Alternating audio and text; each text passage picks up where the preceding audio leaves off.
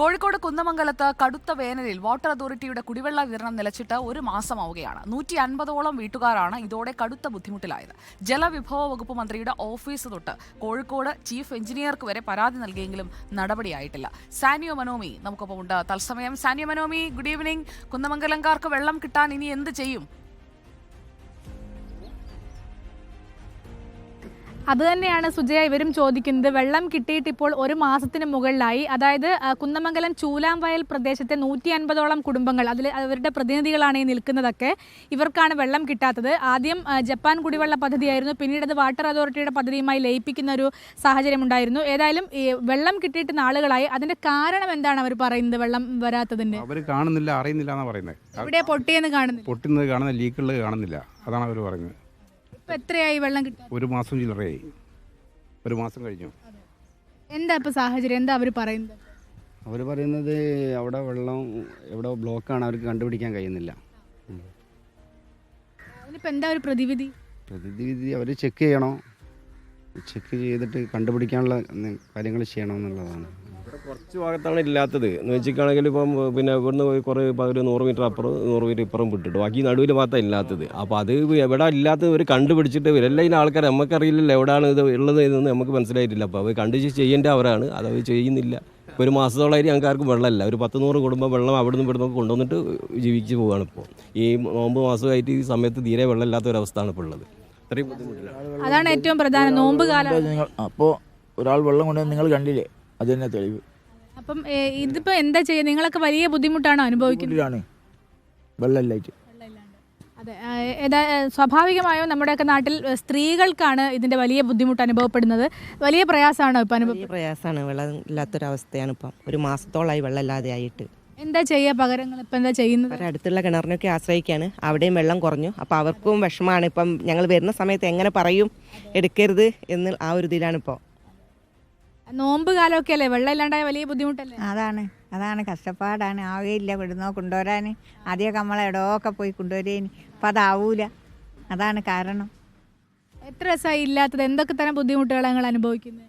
വെള്ളം ഇല്ലാണ്ട് നമുക്കൊന്നും നടക്കൂലല്ലോ, എല്ലാത്തിനും വെള്ളം വേണ്ട. ഇപ്പം നോമ്പ് വേണം, കുടിക്കും വെള്ളം തീരെയില്ല. നമ്മളെ വീട്ടിൽ താമസം അന്ന് വന്നാ അങ്ങനെ പ്രയാസം. കിണറില്ല, പിന്നെ എവിടുന്ന് എടുക്കണേ? ഓൽക്കും ഒന്നും വേനലായിക്കൊണ്ട് ആ വെള്ളം ഇല്ലല്ലോ. ഉണ്ടെങ്കിൽ എവിടുന്നെങ്കിലും എടുക്കാനല്ലോ. അതിപ്പോൾ എല്ലാവർക്കും ബുദ്ധിമുട്ടാണ് വെള്ളത്തിന്. ഈ വെള്ളം ഉള്ളതുകൊണ്ട് കിണർ ഒഴിച്ചുമില്ല, കുഴിക്കാൻ സാഹചര്യം എല്ലായിട്ട്. അല്ലാണ്ട് കുറച്ചൊന്നും പോരല്ലോ. കുഴിക്കാൻ മോളെ നല്ലോണം വേണം. എന്ത് ചെയ്യും? ചേച്ചിക്ക് തന്നെ പറയാനുള്ളത് വലിയ പ്രയാസം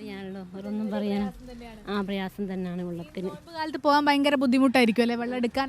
ആണ്, ബുദ്ധിമുട്ടാണ് വെള്ളം എടുക്കാൻ. അപ്പോൾ വെള്ളം തീരെ ഇല്ല, കിണറിലും വറ്റിയതിനെ കൊണ്ട് തീരെ വെള്ളമില്ല. ഇപ്പോൾ ഇവർ പറയുന്നത്, അതായത് വാട്ടർ അതോറിറ്റി പറയുന്നത് ഇപ്പോൾ എവിടെയാണ് പൊട്ടിയിരിക്കുന്നത് എന്ന് കണ്ടെത്താൻ കഴിയുന്നില്ല, പൈപ്പിൻ്റെ സ്കെച്ചും പ്ലാനും അവർക്ക് കിട്ടുന്നില്ല എന്നാണ്. അങ്ങനെ തന്നെയല്ലേ വാട്ടർ അതോറിറ്റി പറയുന്നത്? പൈപ്പിൻ്റെ സ്കെച്ചും പ്ലാനും ഇല്ല എന്ന് അങ്ങനെ തന്നെ പറയുന്നത്. എന്തെങ്കിലും വിശദീകരണം? നിങ്ങൾ ചീഫ് എഞ്ചിനീയർക്ക് വരെ പരാതി കൊടുത്തു, മന്ത്രിയുടെ ഓഫീസിൽ പരാതി കൊടുത്തിട്ട് എന്തെങ്കിലും ആയോ? ഇല്ല, ഒന്നും ആയില്ല. അവർ വന്ന് ചെക്ക് ചെയ്തിരുന്നു, പക്ഷേ കിട്ടില്ല. എല്ലാ ദിവസവും ചെക്ക് ചെയ്യാറുണ്ട്. ഒരു മിനിറ്റ്, എങ്ങനെ? 2-3 സ്ഥലത്ത് കുഴിച്ചു നോക്കി, പക്ഷേ അവർ കണ്ടെത്താൻ കഴിഞ്ഞിട്ടില്ല. എല്ലാ ദിവസവും വന്ന് പരിശോധിക്കുന്നുണ്ട്. മന്ത്രിക്കൊക്കെ പരാതി കൊടുത്തിരുന്നല്ലോ? 3-4 വകുപ്പായിട്ട് പരാതി കൊടുത്തിട്ടുണ്ട്. ചീഫ് എഞ്ചിനീയർക്കും പരാതി കൊടുത്തിട്ടുണ്ട്, വന്നിട്ടും ആയില്ല. ഇല്ല.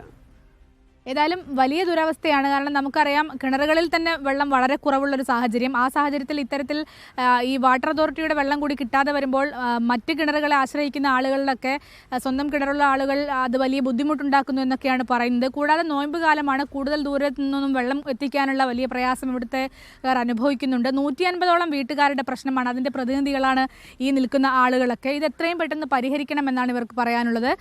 പക്ഷേ വാട്ടർ അതോറിറ്റിയുടെ ഉദ്യോഗസ്ഥരൊക്കെ പറയുന്നത് എന്താണെന്ന് പറഞ്ഞാൽ, ഈ പൈപ്പ് എവിടെയാണ് പൊട്ടിയതെന്ന് കണ്ടെത്താൻ കഴിയുന്നില്ല. മാത്രവുമല്ല, എത്ര ദൂരത്തിൽ പൊട്ടലുണ്ട് അല്ലെങ്കിൽ അത്തരം കാര്യങ്ങളൊന്നും കണ്ടെത്താനാവുന്നില്ല. സ്കെച്ച്, ഈ വെള്ളം പൈപ്പ് പോയ വഴിയുടെ സ്കെച്ച് നഷ്ടപ്പെട്ടതോ മറ്റോ ആവാമെന്നാണ് ഇപ്പോൾ കരുതുന്നത്.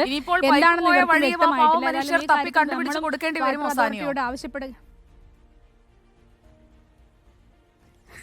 ആ ഒരു സാഹചര്യത്തിലാണ്, അതായത് ഇവർ തന്നെ കുഴിച്ച് പൈപ്പ് ഏതിലേക്കാണ് പോയത് എന്നൊക്കെ കണ്ടെത്തേണ്ടി വരുന്നതാണ് എനിക്ക് തോന്നുന്നത്. ചേട്ടാ, പൈപ്പ് പോയ വഴിയൊക്കെ ഇപ്പം നിങ്ങൾ തന്നെ കണ്ടെത്തി കൊടുക്കേണ്ടി വരുന്നൊരു സാഹചര്യം ഉണ്ട്. അതെ, അങ്ങനെയൊക്കെ തന്നെയാണ് ഇപ്പോൾ സംഭവം. ഓരോക്കൊന്നും അറിയില്ല എന്നാണ് പറയുന്നത്. പിന്നെ അല്ലാണ്ട് ഇപ്പം ഞങ്ങൾ ചെയ്ത് കൊടുക്കണ്ടേ? പിന്നെ ഓർക്കൊന്നും അറിയില്ല, പിന്നെ ആരാണ് അറിയേണ്ടത്? സാനിയോ, ഇത് ഫോളോ അപ്പ് ചെയ്യണം. നമുക്ക് ഇതിന്റെ ഒരു പരിഹാരത്തിലേക്ക് എത്തണം. ചീഫ് എഞ്ചിനീയർക്ക് വരെ പരാതി കൊടുത്തതാണ് ആ മനുഷ്യർ. അപ്പോൾ അതിലാണ് പരിഹാരം ഉണ്ടാകാതെ അവർ വീണ്ടും വീണ്ടും പരാതിയെക്കുറിച്ച് പറഞ്ഞുകൊണ്ടിരിക്കുന്നത്. സാനിയോ മനോമിയാണ് വളരെ പ്രധാനപ്പെട്ട ഈ ചൂടുകാലത്ത് വെള്ളം കിട്ടാനില്ല എന്ന് പറഞ്ഞു കഴിഞ്ഞാൽ നമ്മൾ ഓരോരുത്തരും ഓരോ ഗ്ലാസ് വെള്ളം എടുത്ത് കുടിക്കുമ്പോൾ അവരെക്കുറിച്ച് കൂടി ആലോചിക്കുന്ന രീതിയിൽ ഈ അധികൃതർ ആലോചിച്ചാൽ ഈ പ്രശ്നം തീരുന്നതല്ലേ ഉള്ളൂ. ഇപ്പോൾ ഏതുവഴിയാണ് പൈപ്പ് പോയതെന്ന് അറിയില്ല എന്ന് പറയുന്നത് എന്തൊരു വിചിത്രമായ ന്യായീകരണമാണ്.